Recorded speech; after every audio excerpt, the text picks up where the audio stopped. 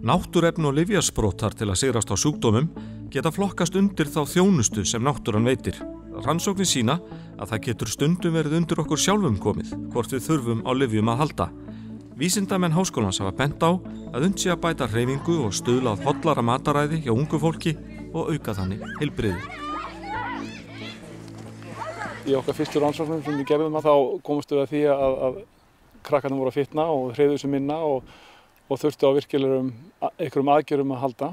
Þannig að við gripum til þess ráðs árið 2006 að setja í gang mjög stóra íhlutunarrannsókn í 6 skólum í Reykjavík sem var stýrt héðan frá Laugarvatni. Og í þeirri rannsókn þá komumst við að mjög áhugaverðum niðurstöðum, meðal annars að við vorum með meiri hreyfingu í skólunum, í almennu skólastarfi og í íþróttakennslu og breyttum mataræði og matarvenjum krakkana.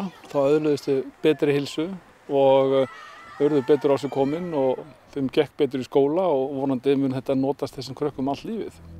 Nú hafa Erlingur og samstarfsmenn hans ákveðið að fylgjast að nýju með sama fólki og áður í nokkurs konar framhaldsrannsókn. Markmiðið er að athuga hvort að þessi þættir hafi breyst eitthvað sem við skoðum hjá þessum krökkum þegar við vorum 9 og 15 ára að 8 árum liðnum, hvort að sömu krakkarnir eru jafn sprækir og voru eða hvort að aðrir eru orðnir feitari eða hvort að lífsmunstur og lífstíll þeirra hefur eitthvað breyst.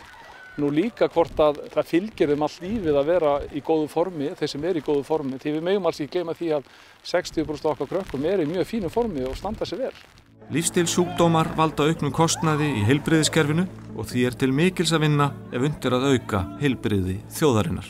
Það eru margar rannsóknir sem sýna það að hvernig fólk lifir þegar það er ungt fólk, bæði hvort það hreyfir sig mikið, hvort það borðar hollan mat og hvernig lífið það lifir. Það er mjög mikilvægt atriði fyrir lífsgæði og annað slíkt seinna í lífinu.